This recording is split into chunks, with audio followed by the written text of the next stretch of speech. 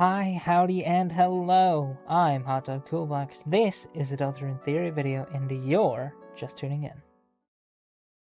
December holiday. A hot topic figure in the Deltarune community, but just who are they really? A kick-ass punk rock and dear girl? Another Christmas-obsessed member of her family? Or, dear viewer, are they somebody we've met before?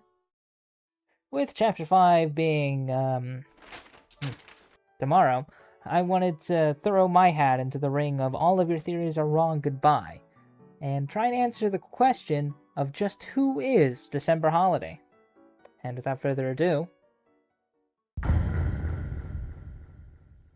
well, to start anywhere, you have to start at the beginning, which in this case happens to be with the facts. First things first, let's get the obvious out of the way. December is the sister and eldest daughter of the holidays. She's also into music, based on the guitar and other instruments in her room. Sports, based on all the sports equipment. Video games, based on the games next to her computer.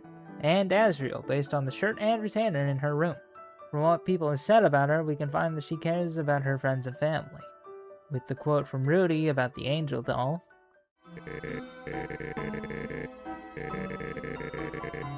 And how Tenna talks about her regarding the music channel.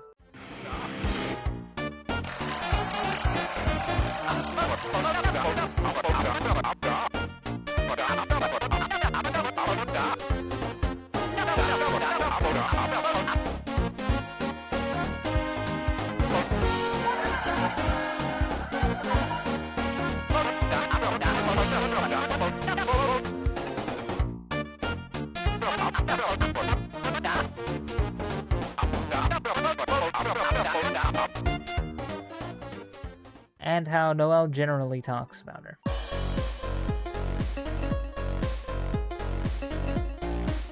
Now for the non-death related things, Deltarune takes place in the year 22X. We know this from the guidebook we get from Rout.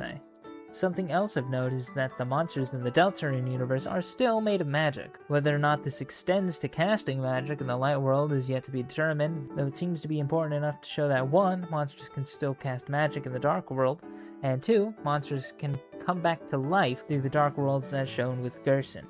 Now that we got all the facts out of the way, now we can get to the meat and potatoes of the video. Who is December Holiday? Well, I think they're human, just like Chris. But Hot Dog Toolbox, in the Chapter 3 flashback scene, we see Des with antlers. I hear you say. While yes, this is true and throws a deer into my theory, I like to bring up that when Chris was younger, they had a pair of horns that they would wear to mimic their adoptive family. Is it really that far of a stretch to think that maybe Tricky Tony put that detail there to set an example that this isn't an uncommon thing amongst human children and monster families? Maybe Des was wearing fake antlers in that flashback. But Brat wears Tupperware. In Des's room, we can find who-fitted shoes. I hear you whine again. And to that I say, give me a second, damn. But yes, we can find hoof-footed shoes in her room. But if I may bring up the fact that they are in the same box as her wheat tin and Azrael's retainer, those shoes have not been worn. While there are clearly human-shaped shoes in the closet that we conveniently don't get to look too closely at.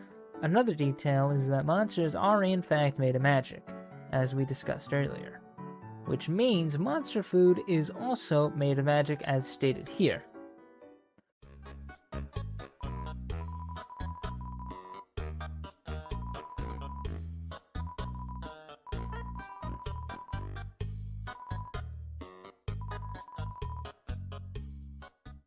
So we can see human food passes right through you, while monster food, it doesn't. So logically speaking, monsters don't need bathrooms. Well, unless you have a human living with you. Like for example the Dreamers, but curiously enough, so do the holidays. So why would a household full of monsters have a toilet when none of them use one? Well, maybe it's because one of them does use one, the human one. Finally, and I'm gonna be honest, the most rocky piece of evidence I have is the fact that there's a How to Care for Humans book in a town full of monsters. Now, maybe Carol special ordered it for Toriel, but hear me out here. Carol adopts a human of her own.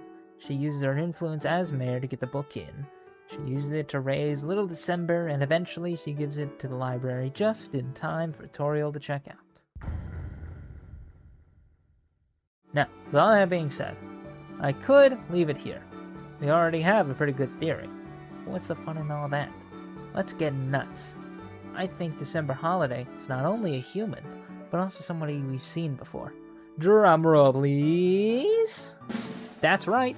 December Holiday is actually Kara. Well, Wormhound device crate, but isn't Chris an analog? Shut up! If you interrupt me again, I will kill your bitch ass. Anyway, I know Kara fell back in 21X, but through my resources, of which you can find in the description below, I found Kara either died or fell at the end of 21X, which means had they not fallen, they would have been alive to see 22X, the same year Deltarune takes place in. But one last thing, isn't Chris already a stand-in for Kara? I mean, they both have the knife thing going on, and they're both adopted siblings to Azrael. But let's look closer. Yes, Chris has some similarities to Kara, but if I may shift your attention to the Cyan Soul, Patience. As we know, each fallen human made it a little further than the last, with Patience being the first one to come across, and their items, a toy knife, and a faded ribbon. Dare I say, Chris is often associated with these items in Deltarune, what with Rouse explaining how armors work with a ribbon and the fact that they carry around a knife all the time. I'd argue that Chris is more like the Patience Soul than Kara. So, with all of that being said, let's paint a timeline. It's Christmas Day in the quiet town of Hometown. The kids are waking up, the parents are cooking breakfast, when at the early morning light, the holiday home gets a visitor. They answer the door and find no one around, just a small child at their porch. Obviously, they're not going to turn a child away, and so they invite them inside. And as the year goes by, so grows the child that appeared on December 25th. Anyway, this theory is a long shot, I know, but I think it's interesting to think about what will be, especially since the game isn't fully out yet. If you have any thoughts, comments, or ideas, you know where to leave them. And as it goes, see ya, sayonara, and goodbye! Hi, welcome to the end of the video. Hope you enjoyed it. This is the first, probably last time, I don't know. Anyway, it's probably the first and last time that I do something like this. I thought it was fun. I came up with this theory a while ago. Well, me and a couple friends did. The original post is over on my Tumblr, which you should go follow, by the way. But yeah, I hope to do some more. That depends on if some more cool shit happens. Anyway, I'll see you nerds in the next one. Bye-bye! Woo!